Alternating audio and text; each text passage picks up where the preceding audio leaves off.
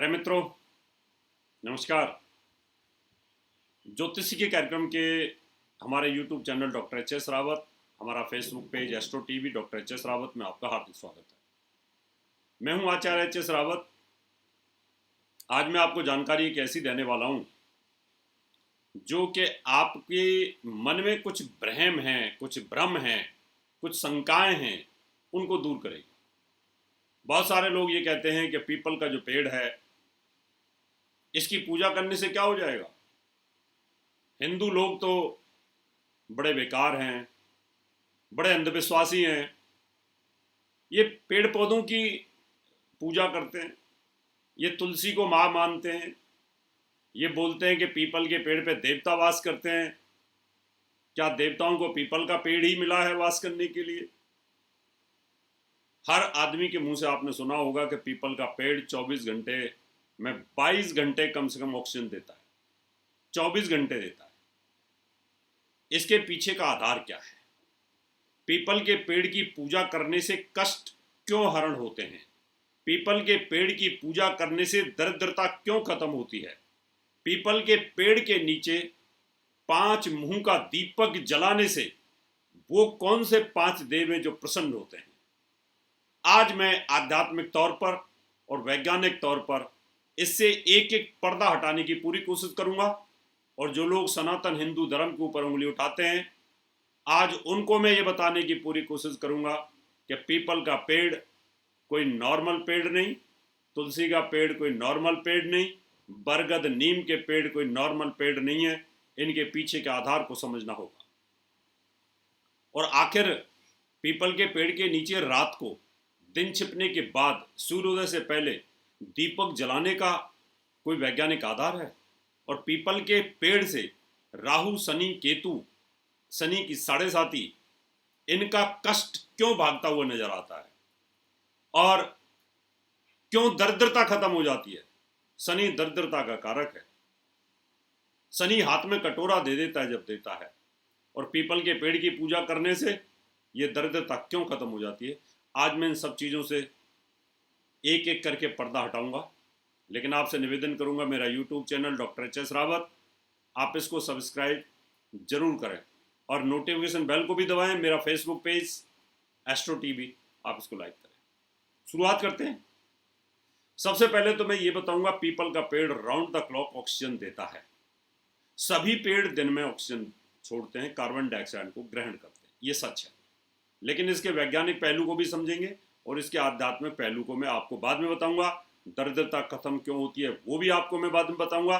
लेकिन जो लोग कुतर्की हैं, जो समझते नहीं है, हिंदू विरोधी हैं, सनातन विरोधी हैं, वो पेड़ पौधे की पूजा करने के विरोधी हैं, आज उनके दिमाग में कुछ चीज़ें डालूंगा। समझ लीजिए, पीपल का जो पेड़ है एक तो विशाल काया है, वो कहीं पे भी पैदा हो जाता है, उसका बीज बहुत बारीक होता है। सभी पेड़ पौधे सूर्य की रोशनी से, जिनमें हरे पत्ते होते हैं, वो ऑक्सीजन दिन में छोड़ते हैं।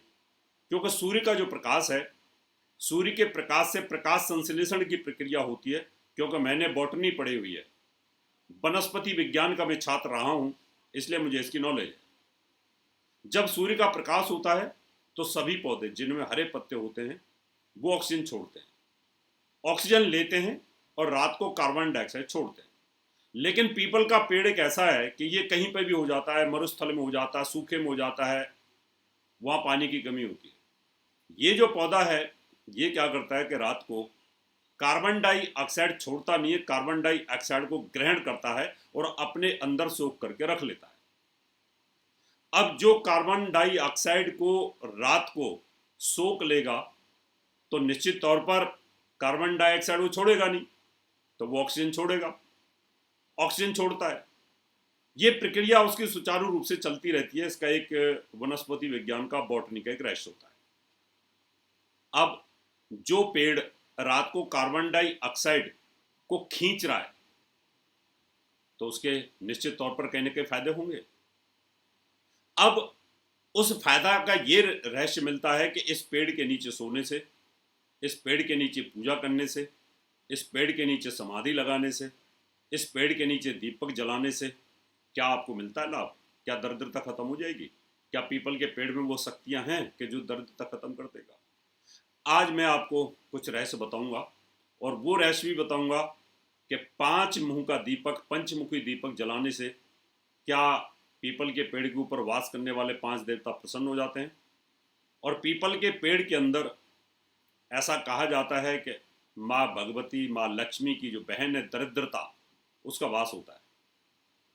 जब उसका वास होता है तो भगवान विष्णु ने उनको कहा कि भाई तुम्हारे अंदर ये दरिद्रता है, पीपल के पेड़ में तुम्हारा वास है, और जो पीपल के पेड़ की पूजा करेगा तो तुम्हारी पूजा होगी और तुम उसकी दरिद्रता हरण कर लोगी, उसकी दरिद्रता खत्म करोगी। हमारे यहाँ पर तो हर भगवान को कोई ना कोई एक वरदान और श्राप मिला होता है, दिया होता है। मैं उस विज्ञान पे भी नहीं जाता, मैं उस आध्यात्म पे भी नहीं जाता, मैं तो सीधा सीधा बात करूंगा कि अगर पीपल के पेड़ के नीचे दीपक जलाते हैं तो वो कौन से 5 देव हैं जो प्रसन्न होते हैं, और पीपल के पेड़ के नीचे घी का दीपक कौन से दिन जलाना है और सरसों का कौन से दिन जलाना है। तो अगर आपके ऊपर शनि की 7.5 शनि का प्रभाव चल रहा है तो आपको शनिवार को ही दिन छिपने के बाद और दिन छिपने से पहले ये दीपक जलाना चाहिए। 5 दीपक मुंह, जिसमें 5 मुंह हो, 5 बत्तियां हो। अब हम बात करेंगे उन पंचदेवों की जो प्रसन्न होते हैं। पीपल के पेड़ की जो जड़ होती है उसमें भगवान विष्णु का वास है, ऐसा कहा जाता है। अब भगवान विष्णु का वास ये कैसे मान लिया जाए भगवान विष्णु का वास है? वो इसलिए कि बहुत सूक्ष्म इसका बीज होता है और इसकी जड़ें बहुत गहरी होती हैं, और भगवान और भक्ति की जड़ें बहुत गहरी होती हैं। तो उसकी जो जड़ें होती हैं उसमें भगवान विष्णु का होता है। तो एक जो दीपक, एक जो बाती होती है, वो जो होती है वो भगवान विष्णु की होती है। और पीपल की जो जड़ होती है वो हमारी औषधि में काम आती है। पीपल का जो तना होता है, पीपल की जो छाल होती है, उसमें भगवान केशव का वास होता है। आप एक जो दिया जलाते हैं, एक जो दीपक जलाते हैं, वो कहीं ना कहीं दूसरी जो बाती होती है भगवान केशव के लिए होती है। और जो टहनियाँ होती हैं, टहनियाँ, उन टहनियों के अंदर, डालियों के अंदर भगवान नारायण का वास होता है। तीनों नाम भगवान विष्णु के ही हैं। यानी तीसरी जो बत्ती होती है भगवान नारायण की होती है। और जो पत्ते होते हैं, हरे हरे पत्ते होते हैं, कोमल पत्ते होते हैं, उनमें वास विष्णु हरि का, यानी भगवान हरि का होता है, नारायण का होता है इसमें। और वो जो चौथी जो बत्ती होती है भगवान हरि के लिए होती है। और जो 5वां जो इसके फल होते हैं उनमें भगवान अच्युत का वास होता है। और ये 5 नाम भगवान विष्णु के ही हैं। इन 5 दीपकों को जलाने से 5 भगवानों के नामों को, पंचदेवों को, जिनके अलग अलग रूप हैं, वो प्रसन्न होते हैं। अब आपको ना तो भगवान विष्णु दिख रहे हैं, ना केशव दिख रहे हैं, ना नारायण दिख रहे हैं, ना भगवान हरि दिख रहे हैं, ना भगवान अच्युत दिख रहे हैं, तो फिर आप कैसे पूजा करते हैं? अब उसके रहस्य को मैं बताने की कोशिश करूंगा कि आध्यात्मिक रहस्य हमारे पुराणों का क्या बोलता है, हमारे पुराण क्या बोलते हैं। उस पुराण की बात को मैं आपको लेकर के आता हूं। मैंने थोड़ी देर पहले आपको बताया था कि विज्ञान ये कहता है कि सूर्य के प्रकाश से प्रकाश संश्लेषण होता है इसका, तब जाकर के ये ऑक्सीजन राउंड द क्लॉक हमें देता है, प्रोवाइड करता है, और कार्बन डाइऑक्साइड को अवशोषित करता है, खींचता है। रात के अंदर उजाला नहीं होता, प्रकाश नहीं होता। जब प्रकाश नहीं होगा तो ऑक्सीजन, कार्बन डाइऑक्साइड वो कैसे खींचे और ऑक्सीजन कैसे दे? हमारे ऋषि बड़े योगी थे। मैं नमन करता हूं उनको, मैं हाथ जोड़ करके उनको प्रणाम करता हूं कि हे ऋषियों, आपकी दिव्य आत्मा धन्य है, आपका योग धन्य है कि आपने कितना बड़ा विज्ञान हमें दिया। आपने उस योग से समझा जो आज वैज्ञानिक समझ रहे हैं जिन बातों को, आप समझें। योग से उन्होंने देखा कि रात को जब दीपक आप जलाओगे, 5 मुंह का दीपक प्रकाश ज्यादा देगा, और उस प्रकाश की जो किरणें हैं वो पीपल के पेड़ की पत्तियों पर जाएंगी, और पीपल के पेड़ के ऊपर प्रकाश आएगा। और जब पीपल के पेड़ के ऊपर प्रकाश आएगा तो वो ऑक्सीजन ज्यादा मात्रा में देगा। हे धन्य है ऋषियों, क्या विज्ञान था। मैं तो सिर्फ एक तुच्छ एक प्राणी जो आपको रिसर्च करता रहता हूं, जो आपको शोध करता हूं, वो जो प्रकाश है वो पीपल के पेड़ पे जाएगा और पीपल का पेड़ मोर ऑक्सीजन, ज्यादा ऑक्सीजन, अत्यधिक ऑक्सीजन हमें देगा। इसलिए जो व्यक्ति रोजाना पीपल के पेड़ के नीचे पंचमुखी दीपक जलाते हैं उनको कभी जीवन में दरिद्रता नहीं आ सकती।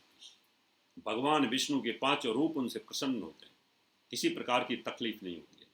इसलिए मित्रों, आप भी पीपल के पेड़ के नीचे आप दीपक जला सकते हैं। अगर आप शनि से प्रभावित हैं, आपके ऊपर दरिद्रता वाले ग्रह की योग चल रहा है, आपकी कुंडली में दरिद्र योग है, तो आप ये उपाय कर सकते हैं। भगवान विष्णु आपका साथ देंगे। ये था इसका वैज्ञानिक आधार। नई जानकारी लेकर के फिर उपस्थित होऊंगा।